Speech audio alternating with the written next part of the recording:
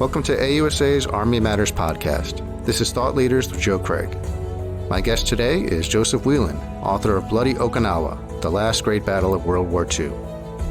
Joseph Wheelan is the author of 9 previous books, including the highly acclaimed books Terrible Swift Sword and Midnight in the Pacific. Before turning to writing books full-time, Wheelan was a reporter and editor for the Associated Press for 24 years, and he lives in Cary, North Carolina. Joe, welcome to the podcast. Thank you. So with the book, we've got, as you say, Bloody Okinawa as the last great battle of World War II. So I'd like to set the stage. And can you tell us what's been happening in the Pacific War and the months leading up to the battle? Certainly. I'll take you back to the fall of 1944 when the United States invaded the Philippines, and at the same time, Battle of Peleliu. So during this period, we were advancing northward in the Western Pacific and the Central Pacific. Through the Philippines, we went to Luzon early in 1945.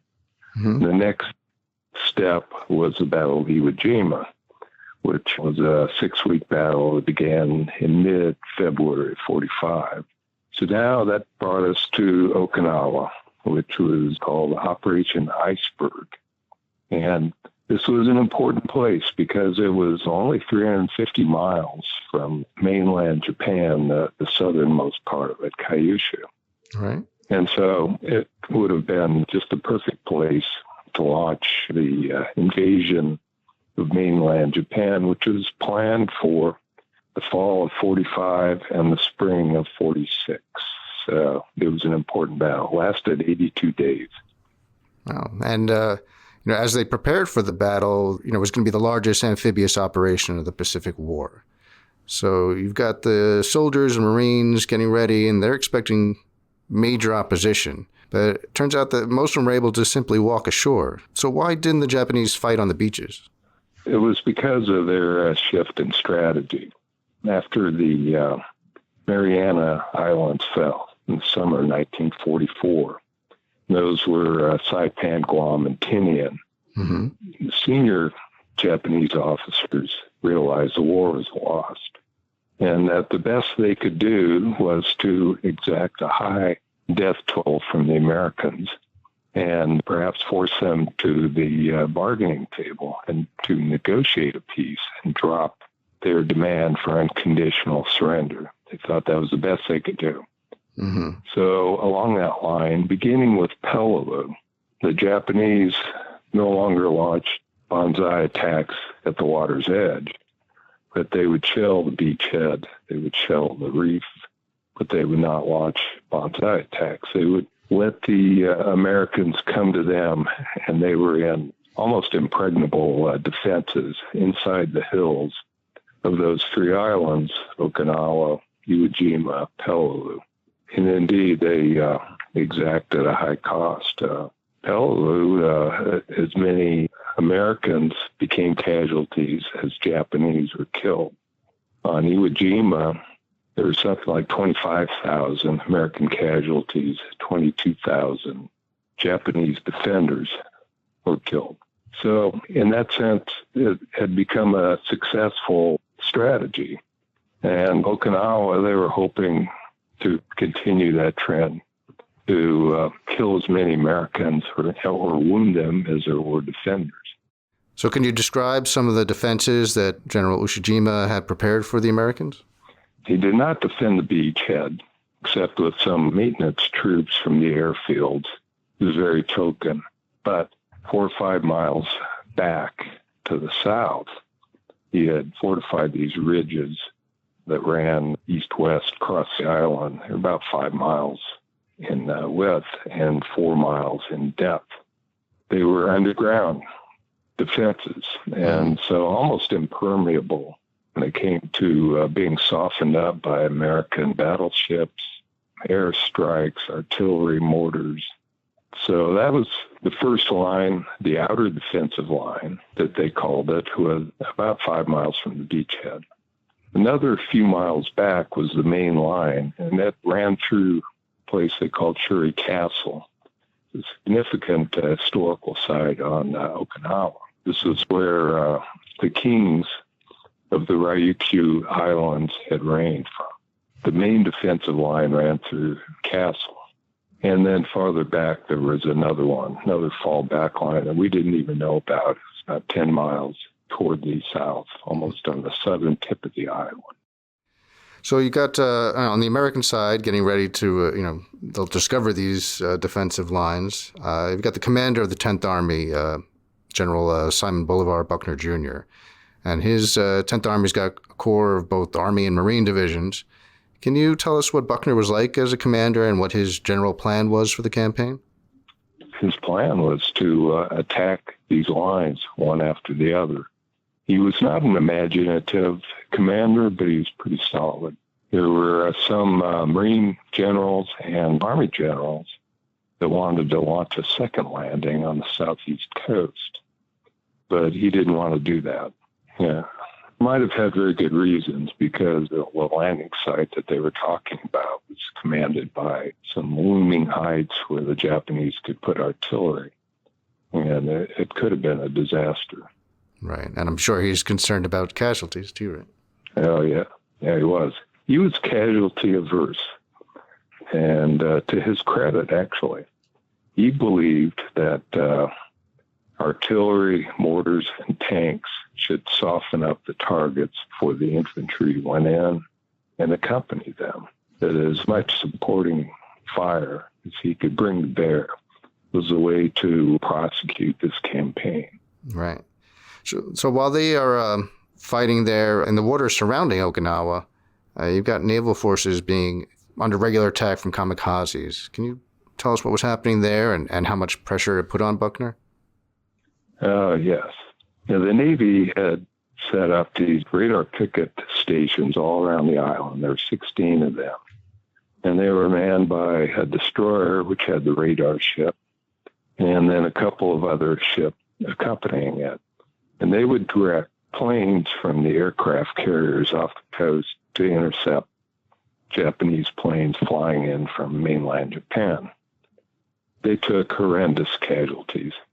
The Japanese waves of them, there were 10 mass attacks, suicide attacks, unprecedented, were aimed at the picket ships. And very few of them went for the big carriers and cruisers that were farther out. Mm-hmm. So the destroyers really took a toll. And the naval commander was pressuring Buckner to hurry to wrap this up. Admiral Nimitz, he was stationed in Guam at that time.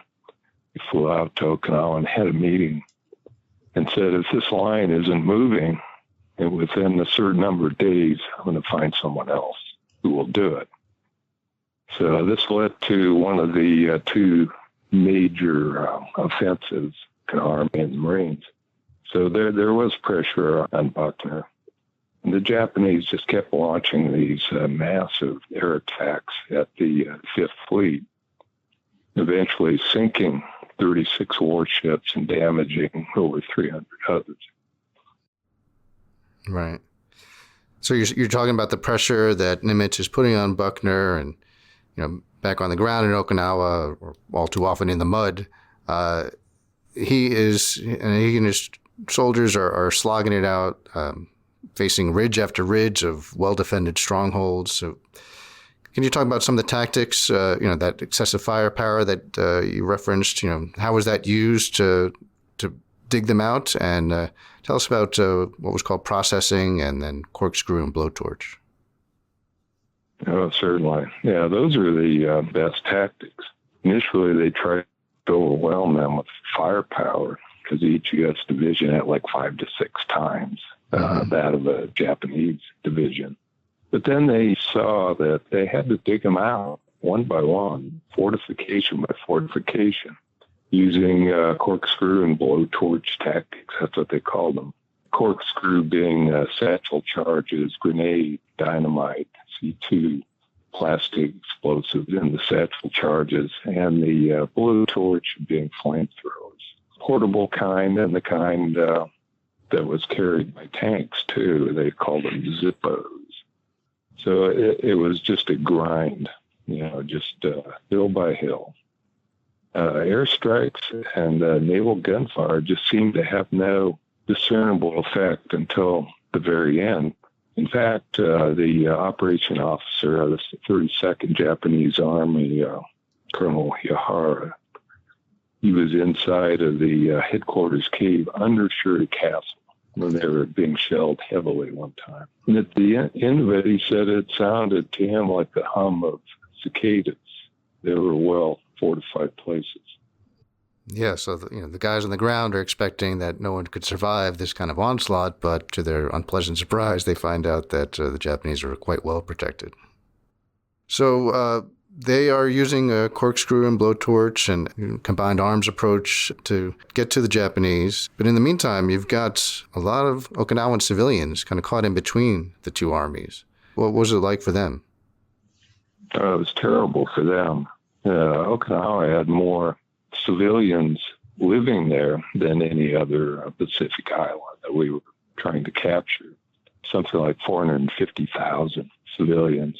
And it wasn't that big of a place. It was 60 miles long, maybe average 5 or 6 miles wide. And most of the people lived in the south where the heaviest fighting was occurring.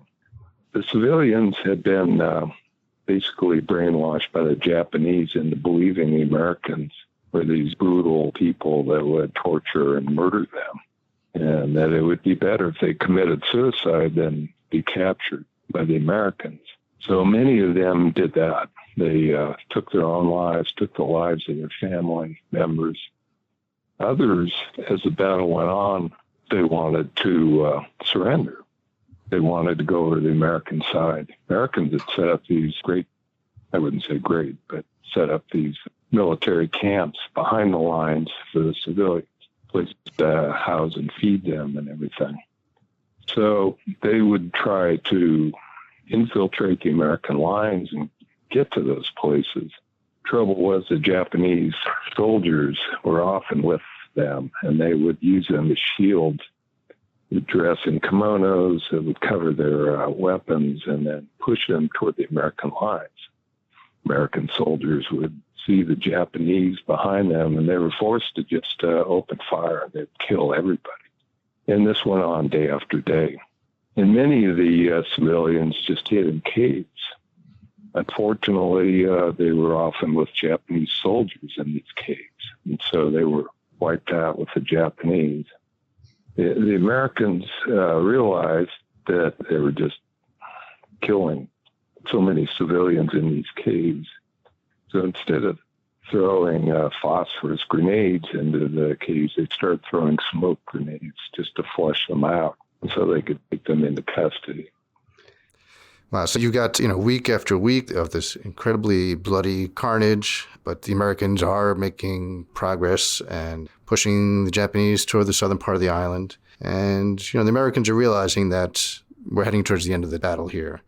But General Buckner doesn't get to see that. Can you tell us what happened with him? Yeah, the Japanese had retreated from the Shuri line to the final line, which is on the Cayenne Peninsula. And he had gone down there to observe some of the action. And 4 days before the island was declared secured, an artillery round or a mortar round hit near where he was watching the action and sprayed him with coral fragments and shrapnel, and he died on the spot. And he was the highest-ranking U.S. general killed during World War II. His father was a Confederate Army general. So you can see World War II wasn't that far removed from the Civil War, Right. Yeah, and also in those last days on the Japanese side, you've got Jima issuing orders for his soldiers not to commit suicide, but to fight to the very end, to try to take out as many of the Americans as possible. But that order didn't seem to apply to him. No, it didn't. He took his own life, and so did his chief of staff. They committed suicide right at the very end. They were in the headquarters cave. It was right at the southern tip of the island. Americans were closing in, and they committed ritual suicide just before dawn one day as they looked out over the sea. So then, after Buckner's death, you've got, the interim commander taking charge and declares the end of the battle there, and then that organized resistance has been wiped out. And so that's the end of the, battle for Okinawa, and it proves to be the final battle of the war. But of course, the people fighting it didn't know that at the time. How did the whole experience influence plans for the invasion of Japan? Well, it went forward as the battle ended.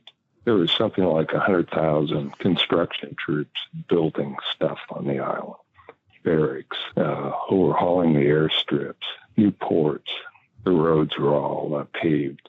It was incredible. And some of the troops that had been fighting in the south, when they came up to near where the landing beaches had been, they were just amazed. It was totally different.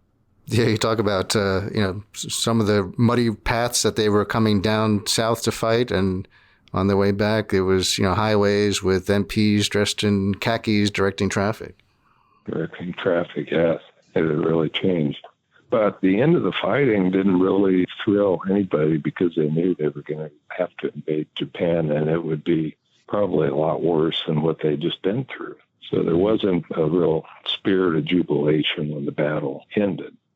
That didn't come until Japan surrendered in August.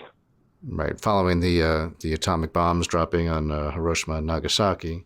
Assume that the bloody experience of Okinawa was a factor in Truman's decision on what to do, right? No, that's right, yeah. When they were meeting, he just gloomily predicted that invading Japan would be Okinawa's from one end to the other. So it certainly influenced the decision to drop bombs, right? There's no doubt.